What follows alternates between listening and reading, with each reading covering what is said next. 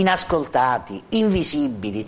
Incontriamoci e portiamo Crotone in Calabria.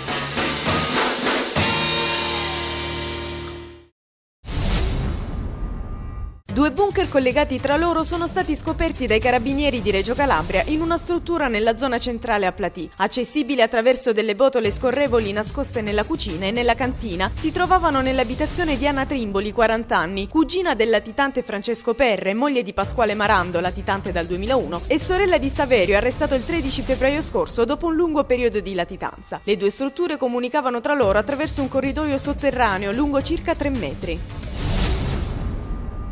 Il complesso sistema idrico del Menta a Reggio Calabria continua a compiere passi avanti. Il governatore Agazio Loiero ha aperto ieri la saracinesca che ha portato l'acqua della sorgente Molinello nel serbatoio San Sperato, che porterà 40 litri al secondo di acqua in più. È stato anche interconnesso l'acquedotto del Tuccio con lo schema idrico del Menta per migliorare l'erogazione nella periferia sud della città. Un insieme di interventi, quelli previsti dalla Sorical, che serviranno per ottenere risultati equivalenti a quanto atteso dalla prima parte dei lavori.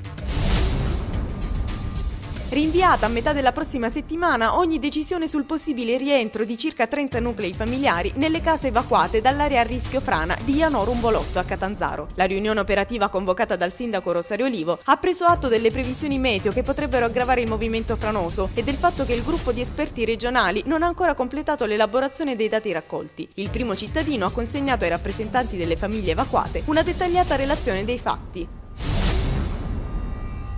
Sono 2 le certezze di Ignazio La Russa, ministro della Difesa e uno dei 3 coordinatori nazionali del PDL, ieri a Reggio Calabria per sostenere il primo cittadino candidato alla presidenza della regione. La prima è che con Scopelliti vinciamo, la seconda che i cittadini di questa regione non vedono l'ora di sbarazzarsi di Loiero e della sua giunta. Intanto il pullman attrezzato dell'aspirante governatore, che sta facendo il giro della regione, ha fatto tappa a Catanzaro, dove i candidati hanno tenuto una conferenza. Pugno duro della Polizia Municipale di Catanzaro contro l'affissione selvaggia dei manifesti elettorali. Il fenomeno delle affissioni abusive dei manifesti di possibili candidati imperversa in molte città, occupando i posti più impensabili ma soprattutto non autorizzati. Per legge andrebbero affissi solo ed esclusivamente negli spazi che ogni comune mette a disposizione in occasione della campagna elettorale. Nella giornata di ieri tutti i manifesti affissi fuori dagli spazi autorizzati sono stati oscurati dagli addetti del comune. Si profilano grosse multe per i trasgressori.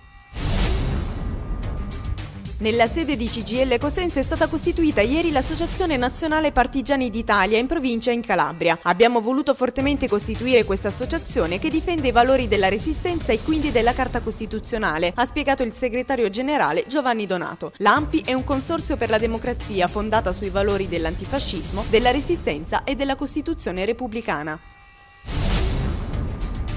Inaugurata ieri al Centro Studi di Caporizzuto dal direttore Don Edoardo Scordio la quinta edizione della Cattedra Rosmini, incentrata quest'anno sulle attese che il Papa ha espresso nella sua enciclica Caritas in Veritate, quella che è stata definita a ragione l'enciclica sociale del terzo millennio, perché intende offrire la risposta della Chiesa alla crisi economica e non solo, che attanaglia paesi, popoli, istituzioni, uomini e donne di oggi.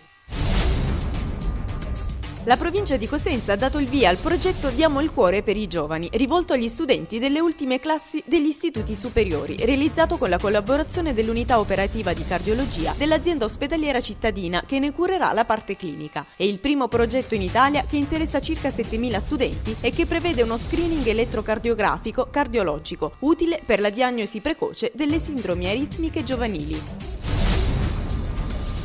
Inaugurato a Reggio Calabria il Museo di Storia della Farmacia, alla presenza fra gli altri del sottosegretario Carlo Giovanardi. Maria Grazia Penna, presidente e fondatrice dell'Associazione Socioculturale ad indirizzo antidroga a Farsalia, ha sottolineato che chiunque esporrà delle opere al suo interno lo farà unicamente per scopi benefici. Lo spazio multiculturale è stato ricavato all'interno di un antico convento greco-bizantino e sarà prossimamente destinato all'organizzazione di eventi culturali aperti alla città.